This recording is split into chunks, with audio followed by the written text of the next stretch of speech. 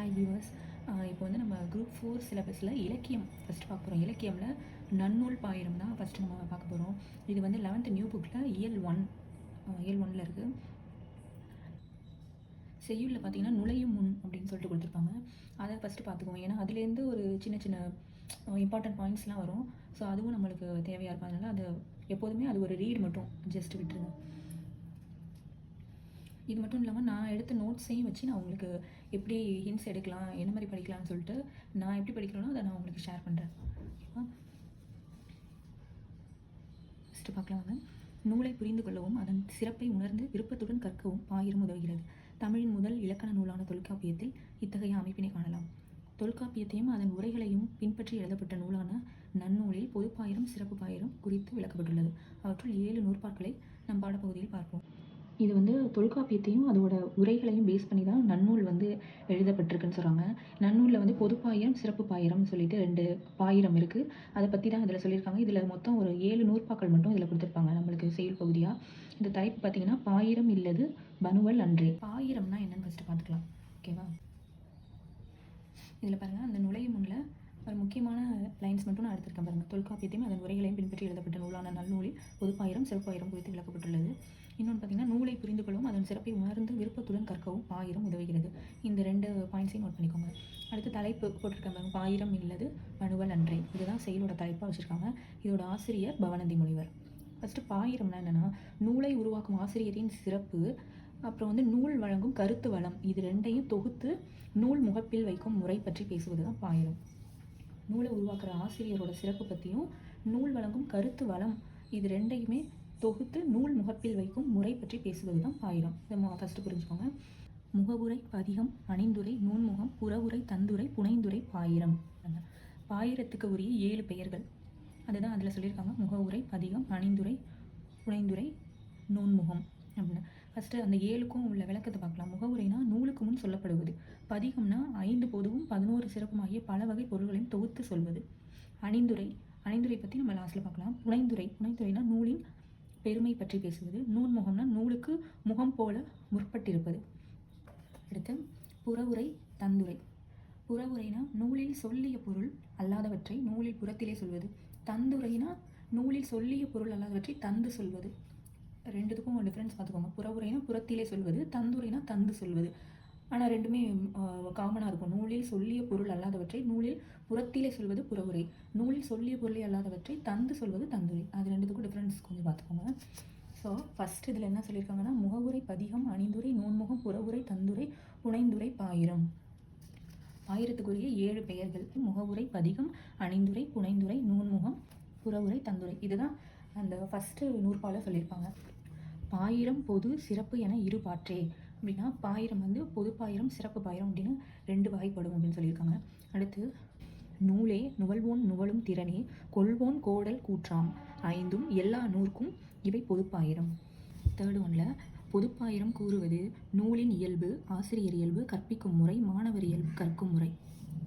அதுதான் 3வது நூற்பால கொடுத்துருப்பாங்க. நூலே நுவல்வோன் நுவலும் திறனே கொள்வோன் கோடல் கூற்றாம் 5ம் எல்லா நூற்கும் இவை பொதுப்பாயிரம். 4th நூற்பால் என்ன கொடுத்துருப்பாங்கன்னா ஆக்கியோன் பெயரே வழியே எல்லை நூற்பெயர் யாப்பே நுதலிய பொருளே கேட்போர் பயனோடு ஆய என் பொருளும் வாய்ப்ப காட்டல் பாயிரத்து இயல்பே அப்படின்னா சிறப்பு பாயிரத்துக்கான இலக்கணம் பற்றி சொல்லியிருக்காங்க. அது என்னென்னா நூலாசிரியர் பெயர், நூல் பின்பற்றிய வழி, நூல் வழங்கப்படுகின்ற நிலப்பரப்பு, நூலின் பெயர், தொகை, விரி, வகை என்பவற்றுள் இன்னதில் ஏற்றப்பட்டது என்னும் யாப்பு, நூலில் குறிப்பிடப்படும் கருத்து, நூலை கேட்போர் அதாவது மாணவர், நூலை கற்பதனால் பெறுகின்ற பயன். இந்த 8 செய்திகளையும் செம்மையாக தெரிவிப்பது தான் சிறப்பு பாயிரத்தின் இலக்கணம். அதோட இந்த இது வந்து நூற்பா வகையை சார்ந்ததுன்னு சொல்கிறாங்க. ஸோ 4வது நூற்பாவுக்கான விளக்கம் அதுதான். சிறப்பு பாயிரத்தின் இலக்கணம் பற்றி தான் இதில் சொல்லியிருப்பாங்க. ஃபஸ்ட்டு வந்து நன்னூல் பாயிரத்துக்கு உரிய 7 பெயர்கள் பற்றி சொல்லியிருப்பாங்க. அடுத்து செகண்ட் வந்து இது 2 வகைப்படும் சொல்லியிருப்பாங்க, பொதுப்பாயிரம் சிறப்பு பாயிரம். 3rd ஒன் வந்து பொதுப்பாயிரம் என்ன கூறுது அப்படின்னு சொல்லியிருப்பாங்க. ஒரு 5 இருக்கும். நூலின் இயல்பு, ஆசிரியர் இயல்பு, கற்பிக்கும் முறை, கற்கும் முறை, மாணவர் இயல்பு. அடுத்து சிறப்பு பாயிரத்தின் இலக்கணம் 4வது நூற்பால அது வந்து நூலாசிரியர் பெயர், நூல் பின்பற்றிய வழி, நூல் வழங்கப்படுகின்ற நிலப்பரப்பு, நூலின் பெயர், தொகை, விரி, வகை என்பவற்றுள் இன்னதில் ஏற்றப்பட்டது என்னும் யாப்பு, நூலில் குறிப்பிடப்படும் கருத்து, நூலை கேட்போர், நூலை கற்பதனால் பெறுகின்ற பயன். இந்த 8 செய்திகளையும் செம்மையாக தெரிவிப்பது தான் சிறப்பு பாயிரத்தின் இலக்கணம். அடுத்த பாயிண்ட் என்ன, நூற்பா வகையை சார்ந்தது. அதுதான் காலம் கலனே காரணம் என்று இம்மூவகை ஏற்றி மொழினரும் உளரே. காலம் கலனே காரணம் என்று இம்மூவகை ஏற்றி மொழினரும் உளரே. இந்த 5th ஒன் பாருங்க. நூல் ஏற்றப்பட்ட காலம், அரங்கேற்றப்பட்ட அவைக்களம், ஏற்றப்பட்டதற்கான காரணம், இந்த 3ஓட சேர்த்து இதுக்கு முன்னாடி ப்ரீவியஸாக சொன்னால சிறப்பு பாயிரத்தின் இலக்கணம்னு சொல்லி அந்த 8 செய்திகள் இருக்குல்ல, அதையும் இந்த 3ஐயும் சேர்த்து கூறுவோரும் உள்ளனர் அப்படின்னு சொல்கிறாங்க. அதுதான் காலம் கலனே காரணம் என்று இம்மூவகை ஏற்றி மொழினரும் உளரே. ப்ரீவியஸாக சொன்ன அந்த 8 செய்திகளோட சேர்த்து இந்த 3 காலம், அவைக்களம், ஏற்றப்பட்டதற்கான காரணம், இதெல்லாம் சேர்த்து சொல்கிறவங்களும் இருக்காங்க அப்படின்னு சொல்கிறாங்க. அடுத்து 1000 முகத்தான் அகன்றது ஆயினும் பாயிரம் இல்லது பணுவல் அன்றே. இந்த லைனை தான் நம்மளுக்கு வந்து தலைப்பாக கொடுத்துருக்காங்க. இன்னொரு வாட்டி பாருங்கள். 1000 முகத்தான் அகன்றது ஆயினும் பாயிரம் இல்லது பணுவல் அன்றே. இந்த 6th ஒன் பாருங்கள். 1000 முகத்தை பெற்றது போன்று பல்வேறு துறை செய்திகளை விரிவாக கூறினாலும் பாயிரம் இல்லையேல் அது சிறந்த நூலாக மதிக்கப்படாது. அதாவது என்ன சொல்கிறாங்கன்னா, ஒரு நூலுக்கு பாயிரம்ன்றது ரொம்ப முக்கியம்னு சொல்கிறாங்க. அந்த பாயிரம் இல்லாமல் இருந்துச்சுன்னா அது ஒரு 1000 முகத்தை பெற்றது போன்று பல்வேறு துறை செய்திகளை விரிவாக கூறினாலும் அது வந்து மதிக்கப்பட மாட்டாது அப்படின்ற மாதிரி சொல்கிறாங்க. மாடக்கு சித்திரமும் மாநகருக்கு கோபுரமும் ஆடமை தோல் நல்லார்க்கு அணியும் போல் நாடி முன் ஐந்துரையா நின்ற அணிந்துரையை எண்ணூர்க்கும் பெய்துரையா வைத்தார் பெரிது. 7th ஒன் பாருங்க. மாடங்களுக்கு ஓவியங்களும் பெரிய நகரங்களுக்கு கோபுரங்களும் அழகிய தோள்களை கொண்ட மகளிருக்கு அணிகலன்களும் எழிலை தரும். அவை போன்று எல்லா வகை நூல்களுக்கும் முன்னர் அழகு தருவதாக அணிந்துரையை புலவர்கள் பெருமையுடன் சேர்த்து வைத்தனர். நான் சொன்னல ஃபஸ்ட்டு அந்த 7 பாயிரத்துக்கு 7 பெயர்களில் எல்லாத்த பற்றியும் நம்ம எக்ஸ்பிளைன் பண்ணிப்போம். அணிந்துரை மட்டும் லாஸ்ட்டாக சொல்கிறான்னு சொன்னால் அந்த அணிந்துரை பற்றி தான் இப்போ சொல்லியிருக்காங்க. மாடங்களுக்கு ஓவியங்களும் பெரிய நகரங்களுக்கு கோபுரங்களும் அழகிய தோள்களை கொண்ட மகளிருக்கு அணிகலன்களும் எழிலை தரும். அவை போன்று எல்லா வகை நூல்களுக்கும் முன்னர் அழகு தருவதாக அணிந்துரையை புலவர்கள் பெருமையுடன் சேர்த்து வைத்தனர். ஓகேவா? அடுத்து பாருங்கள். நன்னூலோட முதல் பதிப்பு வந்து 1834 வந்து வெளியிட்டிருக்காங்க. அடுத்து நூல்வெளி பார்க்கலாம்.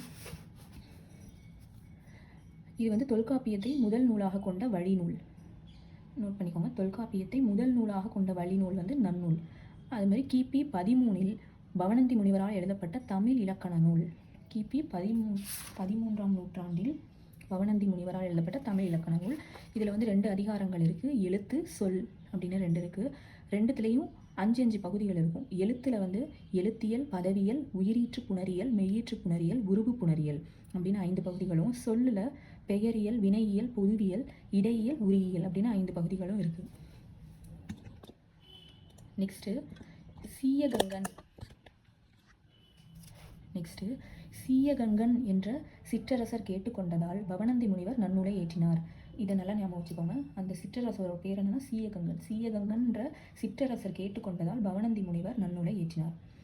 அதுக்கப்புறம் ஈரோடு மாவட்டம் மேட்டுப்புதூர் அப்படின்ற ஊரில் 8ஆம் தீர்த்தங்கரான சந்திரபிரபாவின் கோவில் உள்ளது. அங்கே தான் வந்துட்டு பவணந்தி முனிவரோட உருவச்சிற்பம் இன்றும் உள்ளது அப்படின்னு சொல்கிறாங்க. ஓகேவா? நூல்வெளி இன்னொரு செகண்ட் டைம் பாருங்கள். இது வந்து தொல்காப்பியத்தை முதல் நூலாக கொண்ட வழிநூல். அடுத்து கிபி 13ஆம் நூற்றாண்டில் பவணந்தி முனிவரால் எழுதப்பட்ட தமிழ் இலக்கண நூல். இதில் 2 அதிகாரங்கள் இருக்குது. ஒன்று எழுத்து, இன்னொன்று சொல். ஒரு அதிகாரத்துலேயும் 5 பகுதிகள் இருக்குது. 5 பகுதிகள். எழுத்தில் வந்து எழுத்தியல், பதவியல், உயிரீற்று புணரியல், மெய்யீற்று புணரியல், உருவு புணரியல். அதே சொல்லில் பெயரியல், வினையியல், பொதுவியல், இடையியல், உரியியல் அப்படின்னு 5 பகுதிகள் இருக்குது. அடுத்து சீயகங்கன் என்ற சிற்றரசர் கேட்டுக்கொண்டதால் பவணந்தி முனிவர் வந்து நன்னூலை ஏற்றினார். இன்னொன்று லாஸ்ட் பாயிண்ட் வந்து ஈரோடு மாவட்டம் மேட்டுப்புதூர் அப்படின்ற ஊரில் 8ஆம் தீர்த்தங்கரான சந்திரபிரபாவின் கோவில் உள்ளது. அங்கே தான் பவணந்தி முனிவரோட உருவச்சிற்பம் இன்றும் உள்ளது அப்படின்னு சொல்கிறாங்க. இதோட சொல்லும் பொருளும் பார்ப்போம். பால் அப்படின்னா வகை, இயல்புனா பண்பு, மாடம்னா மாளிகை, அமைனா மூங்கில். இதை ஞாபகம் வச்சுக்கோங்க. ஸோ அவ்வளோதான். ஸோ என்னோடய வே ஆஃப் டீச்சிங் உங்களுக்கு யூஸ்ஃபுல்லாக இருந்துச்சுன்னா ஒரு லைக் பண்ணுங்கள். Keep supporting me. Thanks for வாட்சிங். நெக்ஸ்ட் வீடியோவில் பார்க்கலாம்.